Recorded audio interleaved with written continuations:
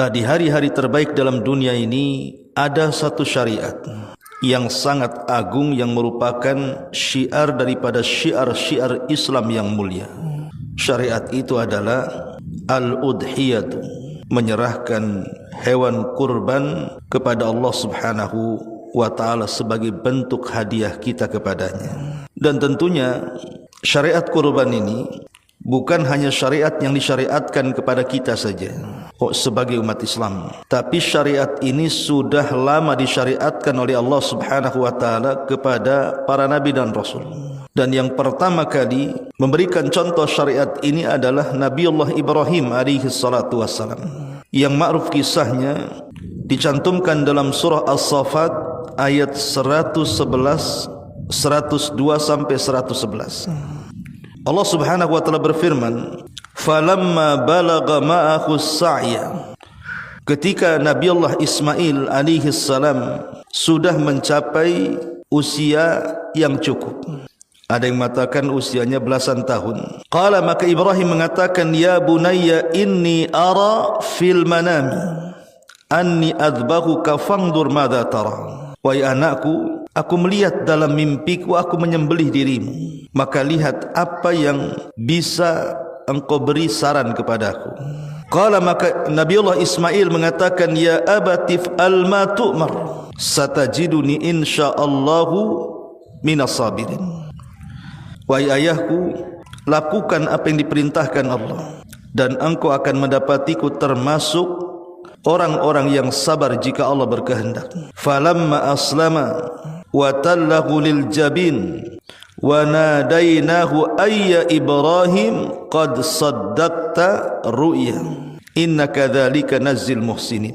Ketika keduanya sudah berserah diri, siap melaksanakan perintah Allah Subhanahu wa ta'ala, di mana Ibrahim hendak menyembelih Ismail dan pisau pun sudah dijalankan di lehernya, maka Allah Subhanahu wa ta'ala berfirman, "Dan kami panggil Ibrahim dari langit, ya Ibrahim, engkau sudah membenarkan mimpimu. Begitulah kami akan balas atas perbuatan orang-orang yang berbuat baik. Inna hadza lahuwal bala'ul mubin." Ini semua adalah ujian yang sangat nyata bagi Ibrahim. Wa fadainahu bidzibhin azim wa tarakna alaihi fil akhirin. Maka kami ganti Ismail dengan penyembelihan yang sangat besar, dan kami tinggalkan cerita ini untuk dikenang bagi orang-orang setelahnya. Salamun ala Ibrahim, keselamatan atas Ibrahim.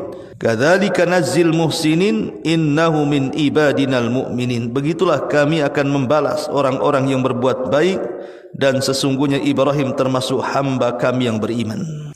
Dari ayat ini kita tahu bahawa pensyariatan kurban itu dimulai dari pensyariatan di zaman Nabi Ibrahim. Ketika Allah Subhanahu wa ta'ala hendak menguji Ibrahim dengan cara menyembelih putranya Ismail.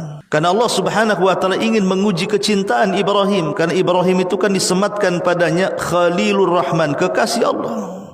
Yang namanya kekasih tidak boleh membagi cinta. Maka ketika kemudian Allah Subhanahu wa ta'ala menguji Ibrahim, apakah kecintaan Ibrahim masih tulus 100% kepada Allah, ataukah sudah berbagi kepada Ismail sebagai putra pertama yang diidam-idamkan sejak lama. Maka Allah Subhanahu wa ta'ala perintahkan Ibrahim lewat mimpi untuk menyembelih putranya Ismail. Di sini terjadi ujian besar dan berat bagi Ibrahim. Tapi Ibrahim adalah Khalilur Rahman, kekasih Allah Subhanahu wa ta'ala, tidak mungkin membagi kecintaan dengan makhluknya. Jadi Ibrahim adalah manusia yang disematkan Khalilur Rahman, tidak mungkin membagi kecintaan dengan makhluk-makhluk Allah selain daripada Allah Subhanahu wa ta'ala. Maka dia membuktikan kecintaan itu dengan cara menyembelih putranya Ismail. Melihat kejujuran Ibrahim sampai berani menyembelih putranya Ismail, maka Allah Subhanahu wa ta'ala akhirnya mengatakan, "Qad saddaqta ru'ya." Engkau sudah membenarkan mimpimu wahai Ibrahim, artinya engkau sudah melaksanakan perintahku dengan baik. Maka sebagai imbalannya Allah ganti Ismail dengan kambing untuk disembelih. Lah saat Ibrahim menyembelih Ismail, turun kambing dari sorga. Kemudian kambing itulah yang disembelih Ibrahim alaihi salatu wassalam. Dari sinilah awal mula pensyariatan kurban. Awal mula pensyariatan kurban. Karena Nabi kita Muhammad sallallahu alaihi wasallam adalah penerus syariat Ibrahim, makanya kemudian Nabi kita Muhammad sallallahu alaihi wasallam pun mensyariatkan kurban kepada umatnya. Ma'asyiral muslimat yang dimuliakan Allah Subhanahu wa taala, tentu banyak hikmah yang kita akan peroleh. Kenapa Islam menganjurkan kepada kita untuk berkurban? Apa hikmah di balik kurban itu? Pertama, bahwa kurban itu adalah bentuk syukur kita kepada Allah Subhanahu wa taala. Jadi kurban itu bentuk syukur kita kepada Allah atas dua nikmat. Pertama, nikmat harta, yang kedua nikmat hidup. Allah Subhanahu wa taala sudah menganugerahkan kepada kita kehidupan sehingga kita bisa bernafas, kita bisa berjalan, kita bisa menikmati kehidupan dunia ini. Dan juga Allah Subhanahu wa taala sudah memberikan harta yang banyak kepada kita. Lah atas dua nikmat ini, nikmat hidup dan nikmat harta, maka sebagai bentuk syukur kita atas dua nikmat ini, salah satunya adalah dengan cara berkurban. Karena bersyukur kepada Allah Subhanahu wa taala adalah dengan cara beribadah kepada Allah Subhanahu wa taala. Sebagaimana Allah Subhanahu wa taala ketika menceritakan tentang Ashabul Fil, kisah Ashabul Fil, bagaimana Allah Subhanahu wa taala menghancurkan pasukan Abraha. Dengan hancurnya pasukan Abraha dengan burung-burung laut atau ababil, menjadikan negeri Mekah negeri aman. Saking amannya, mereka bisa melakukan perjalanan niaga sampai ke kota Yaman dan Syam tanpa ada orang yang mengganggunya. Asal dia mengatakan saya dari Quraisy saja, tidak ada satupun perampok yang berani menyentuhnya. Sehingga mereka berjalan ke sana kemari dengan aman. Tidak ada yang berani mengganggunya. Dengan nikmat aman ini, akhirnya mereka pun diberikan limpahan kekayaan yang luar biasa, sehingga mereka menjadi makmur hidupnya. Di sini Allah Subhanahu wa taala singgung dalam Quran, li'ila fi Quraisyin ila fihim rihlatash shita'i was-saif falyabudu rabb hadzal bait alladzi at'amahum min ju'i wa amanahum min khauf. Allah Subhanahu wa taala mengatakan li'ila fi Quraisyin, kebiasaan orang-orang Quraisy itu mereka mengadakan rihlah, mengadakan safar untuk berniaga. Ke mana? Ke Yaman dan ke Syam di musim dingin atau musim panas. Dan mereka pun mendapatkan kemakmuran yang luar biasa. Mereka bisa makan, mereka pun aman, mereka tidak kelaparan. Dari sini Allah mengatakan nikmat ini harus disyukuri. Bagaimana cara syukurnya? Falyabudu rabb hadzal bait. Kalian harus menyembah Rabb pemilik Ka'bah ini. Jadi dari sini kita tahu bahwa ibadah itu adalah bentuk syukur kita kepada Allah.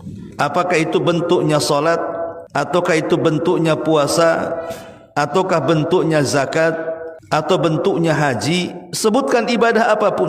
Ibadah itu hakikatnya di baliknya adalah bentuk syukur kita kepada Allah. Lah salah satunya kurban. Kurban ini bentuk syukur kita kepada Allah Subhanahu wa taala atas dua nikmat harta dan juga kehidupan. Lebih daripada itu adalah karena Allah sudah menundukkan kepada kita binatang. Allah Subhanahu wa taala sudah menundukkan binatang kepada kita. Tidak ada satupun binatang yang berani kepada manusia. Kalau seandainya Allah tidak tundukkan binatang kepada kita, tentu kita akan sulit untuk memanfaatkan binatang.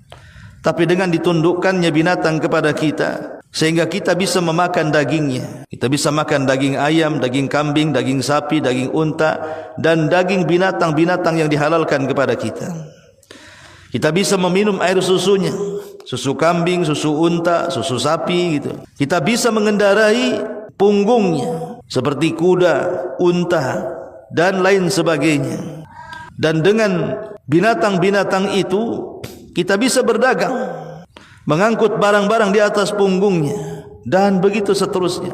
Betapa besarnya nikmat Allah dengan tunduknya binatang kepada kita. Allah hanya minta satu kepada kita, bersyukurlah akan nikmat-nikmat itu. Dengan cara apa? Berkurban.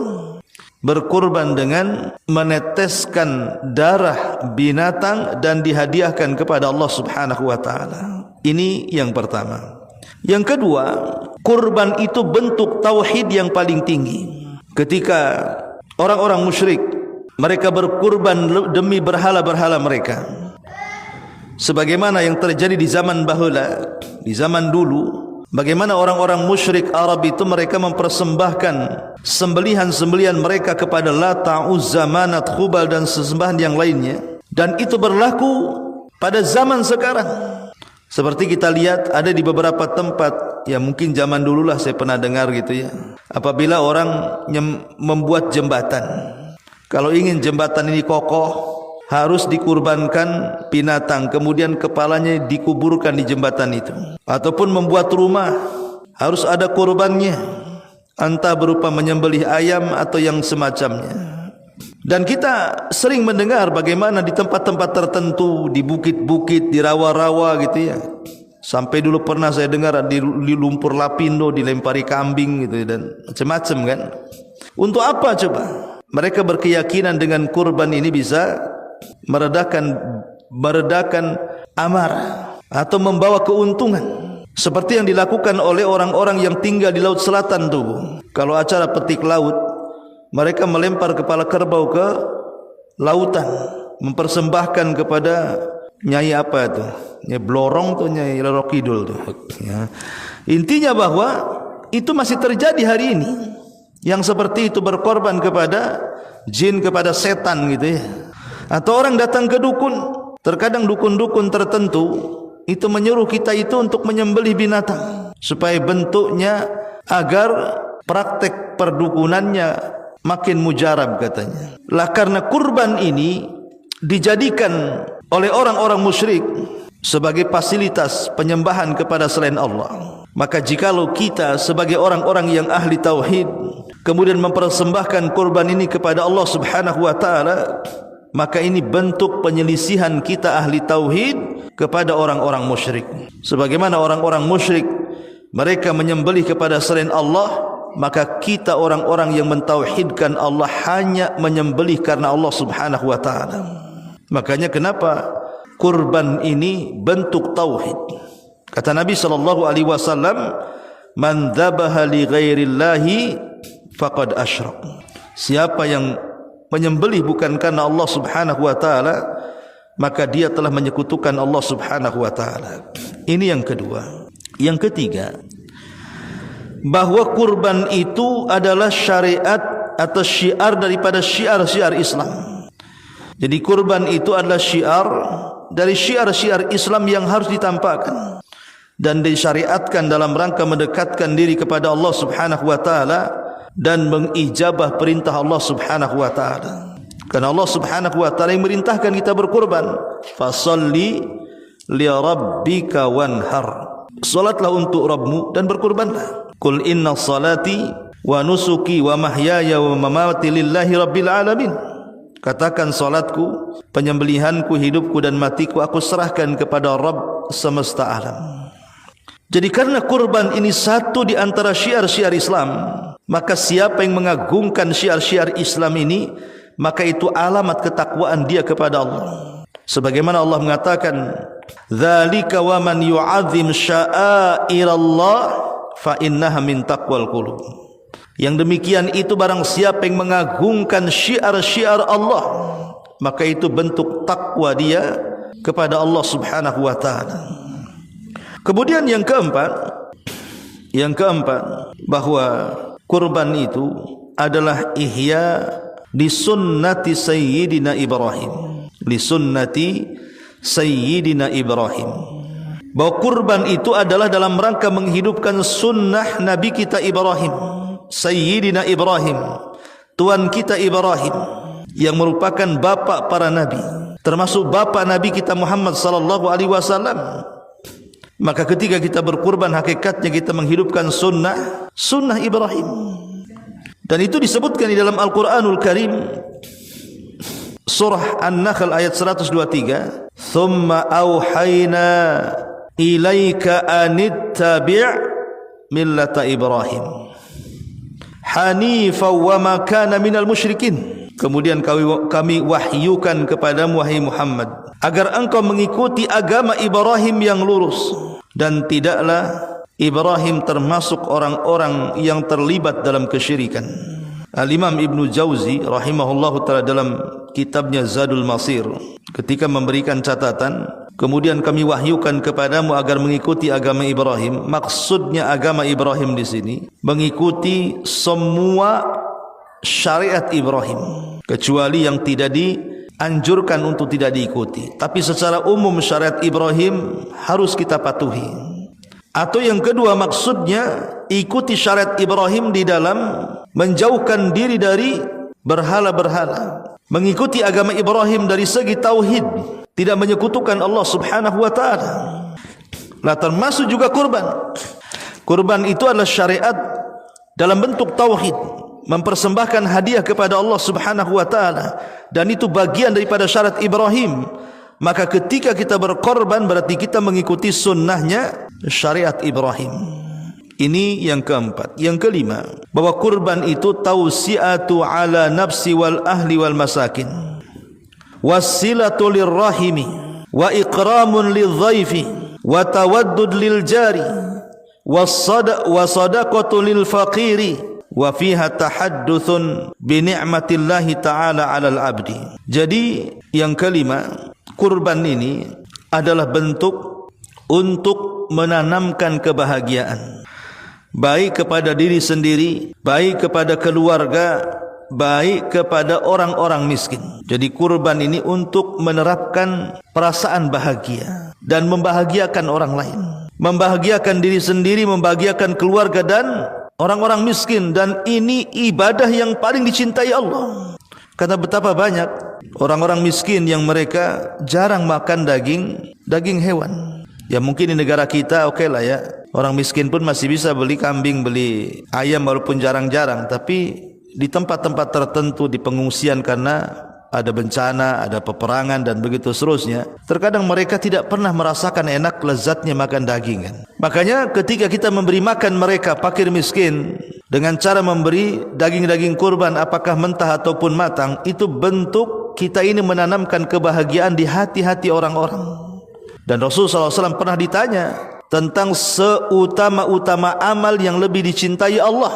Maka Rasul mengatakan sururun tudkhiluhu ala qalbil muslim, kebahagiaan yang kau tanamkan kepada orang-orang yang beriman. Kemudian juga silatun lirrahimi, kurban juga bentuk silaturahim kepada kerabat dengan cara membagi-bagikan daging kurban kepada mereka. Wa ikramun lidhaifi, atau memuliakan tamu jikalau tamu tempat berdatang di waktu Idul Adha. Wa tawaddudu lil jar, ataupun merajut perasaan sayang kepada tetangga, menghormati tetangga. Wa sadaqatun lil fakir, ataupun dalam bentuk sedekah kepada orang fakir. Wa fiha tahadduthun bi ni'matillahi 'alal abdi, dan itu bentuk kita ini menampakkan nikmat Allah terhadap hambanya. Ini di antara hikmah yang kelima. Hikmah yang keenam. Hikmah yang keenam, bahwa kurban ini dalilun ala tasdiq al-mutlaq bima akhbara bihi Allah, wa syahidun ala sidqi imanil abdi billah, wa sur'ati imtithali lima yuhibbuhu wa yarda. Kurban ini dalil ala tasdiqil mutlaq, seseorang membenarkan secara mutlak bima akhbara bihi Allah, dengan apa yang Allah habarkan dengannya. Artinya ketika Allah Subhanahu wa ta'ala menjelaskan dalam Al-Quran perintah kurban, langsung kita lakukan karena kita membenarkan atas perintah itu. Wa syahidun ala sidqi imanil abdi, bahkan boleh jadi itu bentuk persaksian terhadap kejujuran iman seorang hamba kepada Allah. Wa sur'ati imtithalihi lima yuhibbuhu wa yarda, dan lekasnya kita menjalankan perintah apa-apa yang Allah sukai dan Allah ridhai. Jadi kurban ini bentuk melaksanakan seluruh perintah Allah yang dihabarkan di dalam Al-Quran tanpa ada keraguan. Ketika Allah mengatakan fasalli li rabbika wanhar, salatlah untuk Rabbmu dan berkurbanlah, maka kita katakan sami'na wa ata'na, kita mendengar dan kita taat, langsung kita laksanakan tanpa ada keraguan. Ini yang keenam. Yang ketujuh, bahwa kurban itu sya'iratun yata'allam al-mu'min min khilali fi'liha as-sabr.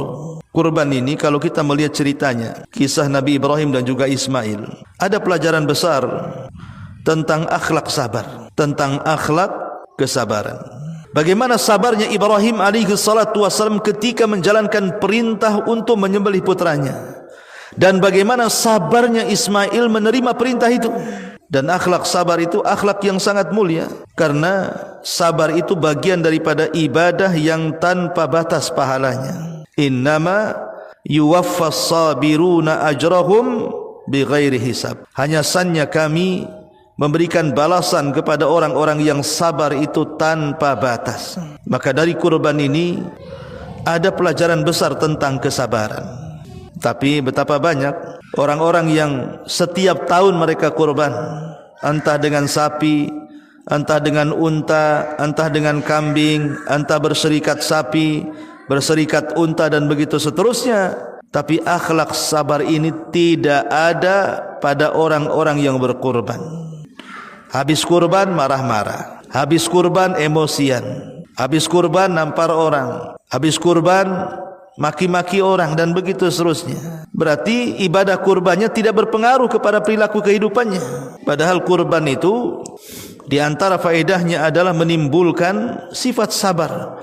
Melihat kisah cerita bagaimana kesabaran Ibrahim dan putranya Ismail alaihi salatu wasalam ketika diberikan mihnah, diberikan ujian yang berat oleh Allah Subhanahu wa taala. Maka seberat apapun ujian itu, berusahalah kita sabar sebagaimana sabarnya Ibrahim dan juga Ismail alaihi salatu wassalam. Kemudian yang nomor 8. Yang nomor 8, dari kurban ini juga kita diajarkan oleh Allah Subhanahu wa taala agar kita senantiasa memberikan hadiah yang terbaik. Hadiah yang terbaik untuk Allah Subhanahu wa taala. Kepada makhluk saja tidak mungkin kita memberikan hadiah asal-asalan, karena hadiah itu kan bentuk kita menyenangkan orang. Kalau kita memberikan hadiah kepada orang saja, bagaimana supaya orang yang diberikan hadiah itu senang? Tentu kita tidak asal-asalan. Yang kita senangkan adalah Tuhan yang menciptakan kita, Tuhan yang menghidupkan dan matikan kita, Tuhan yang telah memberikan banyak rezeki kepada kita. Tentu hadiah yang kita persembahkan juga tidak hadiah kecil, harus hadiah yang terbaik. Karena Allah Subhanahu wa taala jamil, Allah itu indah, Allah itu baik, tidak menerima kecuali yang baik-baik. Lihat kisah Qabil dan Habil. Ketika Nabi Adam alaihi salatu wasallam hendak menikahkan dua putranya dengan cara silang, maka Qabil tidak menerima karena melihat kembaran Habil itu kurang cantik, sementara kembaran dirinya cantik. Akhirnya kemudian karena salah satunya menolak, Allah Subhanahu wa taala perintahkan kepada Nabi Allah Adam untuk keduanya berkurban. Siapa yang diterima kurbannya, maka dia berhak mengambil pasangannya. Akhirnya kemudian berkurbanlah dua putra Adam ini. Habil yang mewarisi sifat ayahnya Adam, dia paham apa yang harus dipersembahkan kepada Allah. Karena dia seorang peternak, dia mengambil kambing yang paling besar, yang paling indah, yang layak untuk dikurbankan, karena tahu ini adalah hadiah kepada Allah. Tapi Qabil dasar memang sudah penuh dengan penyakit hatinya, dikiranya ini main-main, sehingga dia pun mengambil, karena dia seorang petani, dia pun mengambil buah-buahan yang jelek, yang buruk, yang tidak layak untuk dimakan. Itu pun yang dipersembahkan kepada Allah Subhanahu wa taala. Ya, secara otomatis korbannya Habil diterima dan korbannya Qabil ditolak oleh Allah Subhanahu wa taala. Akhirnya Qabil pun marah, kemudian mengancam untuk membunuh si Habil, dan ancaman itu tidak main-main, sampai terbukti terjadi pembunuhan pertama di dunia. Qabil membunuh Habil. Syahidnya adalah Allah Subhanahu wa taala menerima kurbannya Habil dan menolak kurbannya Qabil. Kenapa Habil diterima kurbannya? Kenapa Qabil ditolak kurbannya? Karena Habil tahu apa yang harus dilakukan dalam berkurban. Dia tidak mungkin menyerahkan kecuali yang baik-baik, yang indah-indah. Innallaha jamilun yuhibbul jamal. Allah itu indah, tidak menerima kecuali yang indah-indah. Innallaha tayyibun la yaqbalu illa tayyiba. Allah itu baik, tidak menerima kecuali yang baik-baik. Makanya kalau kita hendak berkurban, carilah kambing terbaik kalau kita hendak menyembelih kambing. Carilah sapi terbaik kalau kita hendak menyembelih sapi, atau unta terbaik kalau kita hendak menyembelih unta. Jangan sampai kemudian kurban yang kita persembahkan itu kurban yang ada cacatnya. Makanya kenapa Nabi sallallahu alaihi wasallam mengatakan arba'un la tajuzu fi dhahaya. Ada 4 cacat tidak boleh seseorang itu mengorbankan kurban. Karena kalau tetap kemudian dikurbankan sementara dia memiliki cacat, maka korbannya tidak sah dan tidak diterima. Korbannya tidak sah, bahkan korbannya tidak akan diterima. Apa kata Nabi sallallahu alaihi wasallam? Pertama, ya, korbannya pincang dengan pincang yang jelas. Korbannya pincang dengan pincang yang jelas. Kemudian yang kedua, korbannya buta sebelah dengan buta sebelah yang jelas. Jadi kambingnya atau sapinya atau untanya atau hewan kurbannya dia buta sebelah dengan buta yang jelas. Kemudian yang ketiga, kurbannya sakit dengan sakit yang jelas. Kemudian yang keempat, kurbannya terlampau kurus karena terlampau tua, tidak bersumsum. Ya. Lah ini menunjukkan bahwa kenapa Nabi sallallahu alaihi wasallam mengatakan kalau ada 4 cacat ini korbannya tidak akan diterima, menunjukkan bahwa dalam berkorban itu memberikan yang terbaik. Kambing yang tidak buta, kambing yang tidak pincang, kambing yang tidak kurus, kambing yang tidak sakit, berikan yang terbaik kepada Allah Subhanahu wa taala. Semoga itu menjadi penerimaan yang baik di sisi Allah Subhanahu wa taala. Ma'asyiral muslimat yang dimuliakan Allah Subhanahu wa taala, inilah di antara 8 hikmah kenapa kita disyariatkan berkorban. Adapun sedikit hal-hal yang berkaitan dengan korban. Pertama, hukum kurban. Hukum kurban menurut mayoritas para ulama sunnah muakkadah. Sunnah muakkadah. Tapi menurut ulama yang lain seperti Abu Hanifah, korban ini hukumnya wajib. Korban ini hukumnya wajib.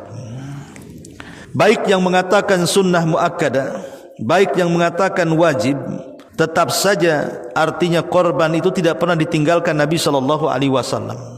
Bahkan dijelaskan oleh Abdullah ibn Umar radhiyallahu anhuma, Nabi berada 10 tahun di kota Madinah. Dia tidak pernah meninggalkan kurban sejak disyariatkannya. Jadi sejak disyariatkannya tahun kedua Hijriah sampai beliau wafat, beliau tidak pernah meninggalkan kurban. Beliau tidak pernah meninggalkan kurban. Oleh karena itulah kalau kita ingin mencontoh Nabi kita Muhammad sallallahu alaihi wasallam, maka contohlah Nabi. Kalau kita punya kesanggupan untuk berkurban, berkurbanlah tiap tahun. Itu yang dilakukan Nabi sallallahu alaihi wasallam. Jadi secara hukum memang ada yang mengatakan sunnah muakkad, ada yang mengatakan wajib. Yang kedua, tentang waktu kurban. Waktu kurban itu dilakukan setelah salat Id. Setelah salat Id, dan ini madhab Hanafiyah, madhab Hanabilah, dan yang dipilih oleh Imam At-Tahawi dan Syaukani dan Al-Imam Ibn Utsaimin rahimahullahu ta'ala. Kemudian yang ketiga, tentang waktu berapa hari korban itu boleh dilakukan. Pendapat yang pertama bahwa korban itu dilakukan ayyamut tadhiyati, hari-hari yang bolehnya kita menyembelih, dan itu 3 hari. Hari Id dan 2 hari dari hari tasyrik. Jadi cuma 3 hari saja, tanggal 10, 11, 12. Pendapat yang kedua bahwa penyembelihan kurban itu 4 hari. Boleh tanggal 10 dan 3 hari hari tasyrik. Dan ini pendapat yang kuat, bahwa korban itu dilakukan 4 hari, hari penyembelihan, dan 3 hari hari tasyrik.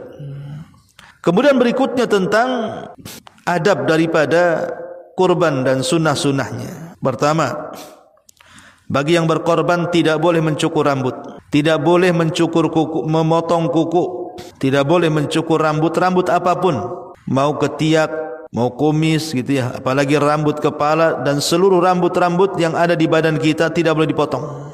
Dan kuku tidak boleh dipotong juga. Karena Rasul sallallahu alaihi wasallam mengatakan, kata Nabi sallallahu alaihi wasallam, "Man kana indahu dhabhun yuridu an yadhbahahu fara al-hilala dzil hijjati fala yamassa min sya'rihi wala min adfarihi hatta yudhhiya." Barang siapa yang hendak berkorban, kemudian dia melihat bulan Dzulhijjah di awal tanggal 1, maka jangan disentuh rambutnya dan jangan dipotong kukunya sampai hewan kurban dikorbankan.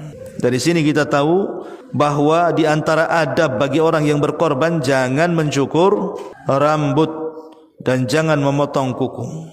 Lalu orang yang memotongnya macam mana kalau seandainya dia memotongnya, mencukurnya? Ulama mengatakan haram hukumnya. Orang yang memotong kuku, orang yang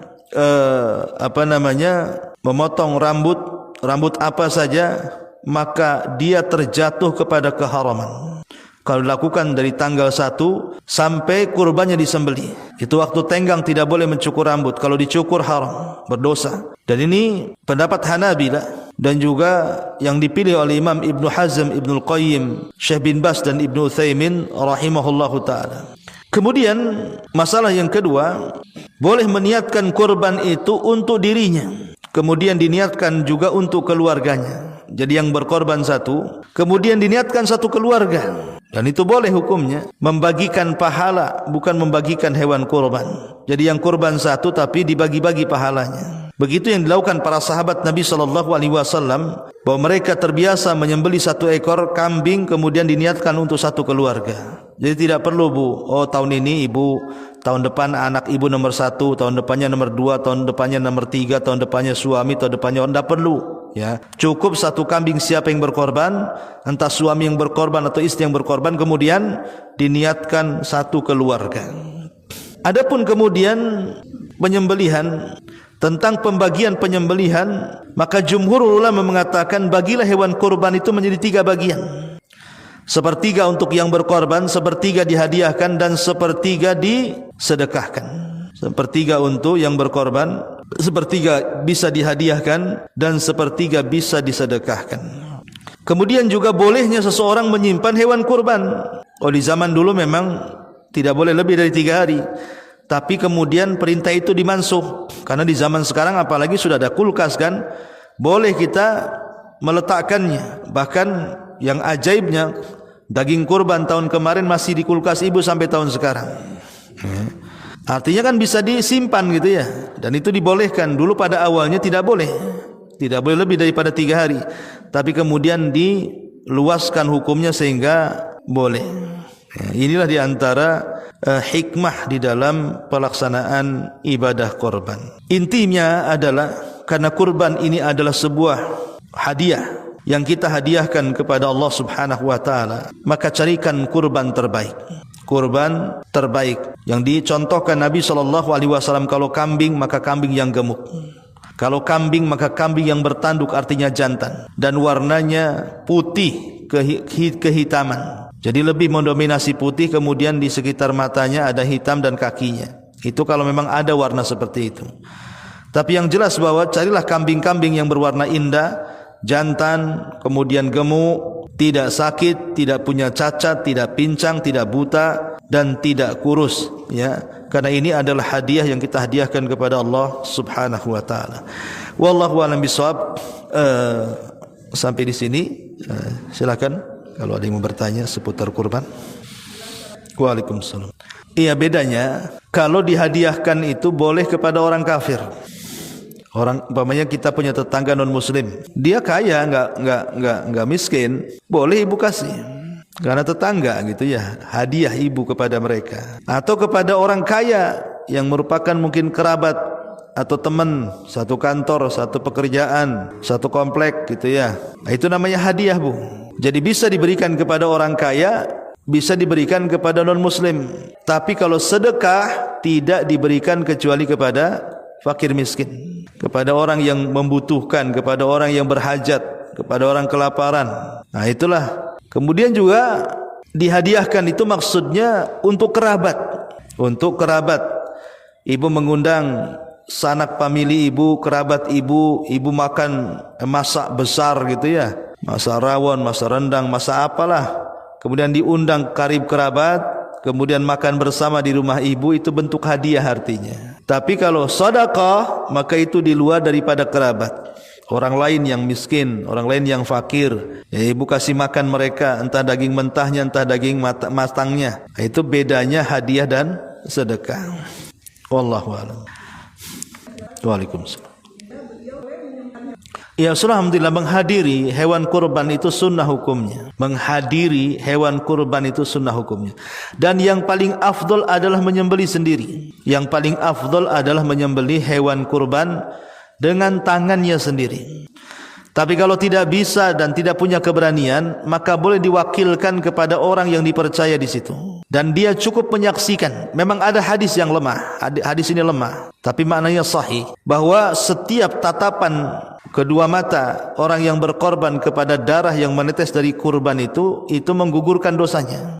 Ya. Jadi kalau memang tidak bisa menghadiri, diwakilkan penghadirannya. Pokoknya suaminya tidak bisa hadir, istrinya lah hadir. Nanti istrinya kan bisa video call sama kambingnya, Bu. Ya. Kambing yang sedang disembelih itu kan bisa di video call kan nampak tuh kambing dia sedang disembelih. Atau kalau memang sama sekali tidak ada satupun perwakilan, ya tidak masalah. Allah tahulah itu korban dia. Allah maha tahu. Gak mungkin kalau dia gak ada tiba-tiba diklaim korban orang, kan tidak. Allah maha tahu. Wallahu a'lam. Bisa ibu pakai mentahnya, bisa ibu pakai matangnya. Ya terserah gitu ya. Karena kan intinya itu penyembelihan, Bu. Seperti akikah itu kan penyembelihan karena kelahiran. Kalau kurban ini penyembelihan karena penghadiahan setiap tahun sekali kepada Allah Subhanahu wa taala. Di sini ada pertanyaan, Afwan, izin bertanya, lebih diutamakan mana, berkurban satu hewan kurban dengan kualitas terbaik atau memilih 2 ekor dengan kualitas biasa, Ustaz? Iya, berkorban dengan satu hewan kurban terbaik lebih baik dibandingkan 2 ekor yang biasa. Karena intinya adalah kita ini menghadiahkan sesuatu kepada Allah. Maka kita yang terbaik, lihat Nabi SAW itu dijelaskan, beliau berkorban dengan 2 ekor kambing, dua-duanya gemuk, dua-duanya bertanduk, dua-duanya berwarna indah, putih kehitam-hitaman. Jadi ibrahnya adalah bukan 2-3 ekornya, tapi kualitasnya. Karena ini hadiah bentuknya. Sebelum darah itu menetes ke bumi sudah sampai kepada Allah Subhanahu wa taala. Wallahu a'lam. Iya. Langsung aja diborong. Iya. Oke. Iya, bismillah, alhamdulillah. Tentang masalah penghususan kurban, tahun kemarin suami, tahun sekarang istri, besok anak-anak, sebenarnya tidak perlu, ya. Selama ibu satu kesatuan, satu keluarga dan belum berpisah, cukup 1 orang saja yang berkorban, diniatkan untuk semua. Kecuali kalau memang ibu punya penghasilan sendiri, bukan uang suami. Ibu punya usaha sendiri, dengan usaha ibu bisa membeli kambing. Tapi kalau semua penghasilan dari suami, biarlah suami saja ibu dorong berkorban. Nanti diniatkan untuk satu keluarga, itu sudah cukup, sama aja. Ini yang pertama. Kemudian yang kedua, soal pembagian.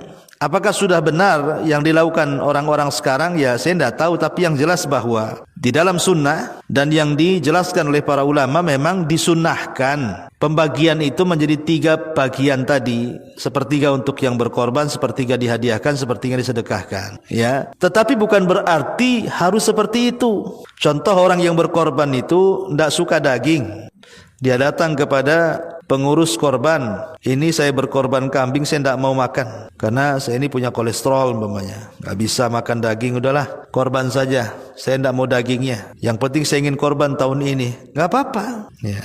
Bahkan ada sebagian para ulama mengatakan boleh meminta separuh, Bu. Umpamanya ibu korban, datang ke panitia korban, ini kambing saya, nanti separuh kambing datangkan ke rumah, separuhnya taruh aja di sini, terserah bagi-bagikan kepada orang-orang, nggak apa-apa. Ya. Atau ibu mengatakan nanti kirim ke rumah 1/3 ya, 2/3 sudahlah, terserah mau disedekahkan mau dihadiahkan, terserah kan itu. Ya ibu ngomong langsung ke panitia, ngomong begitu. Atau ibu umpamanya mengatakan ini saya antar kambing, saya bayar operasionalnya, menyembeli, menguliti, memotong, mengreseki, ini semuanya antar ke rumah saya. Boleh nggak apa-apa. Tapi tega banget nih kayak gini. Kasihan yang udah, ya. Tapi kan secara hukum boleh-boleh saja, karena kan pembagiannya kan bukan sunnah, bukan wajib, itu kan sunnah saja yang diambil istimbat dari hadis Nabi SAW, kul wadakhiru wa tasaddaqu, makanlah, simpanlah dan sedekahkanlah. Intinya bahwa ya saya juga dengar juga di beberapa masjid kadang-kadang yang berkorban itu cuman dapat 1 kresek atau 2 kresek, kadang-kadang isinya jeroan, dagingnya udah disimpan panitianya kan. Kan itu oknum lah kan. Tapi yang jelas bahwa korbaner berhak mendapatkan dagingnya. Ngomong sama panitianya. Ibu kalau ngantar korban ngomong sama panitianya, bisa enggak nanti saya dapat 1/3 karena saya ada keluarga. Itu jangan diam aja Bu, ya ngomong langsung ke panitianya. Kalau kata panitia, oh tidak bisa, harus ditentukan dapat 2 kantong. Ibu cari tempat lain, cari panitianya yang enak gitu ya. Ini panitianya diktator, nggak bisa ini. Jadi kan ibu bisa ngomong. Dan kalau ibu ingin lebih selamat, sembeli sendiri aja di rumah ibu kan, depan rumah ibu sembeli, makan dengan tetangganya, tidak masalah. Tapi kan tidak semua orang bisa nyembeli, dia harus datang ke masjid kadang-kadang, karena di masjid biasanya timnya lengkap, mulai yang menyembeli, yang menguliti, yang memotongkan, jadi tahu bersih saja kan itu ya, lebih enak lagi gitu. Wallahu a'lam.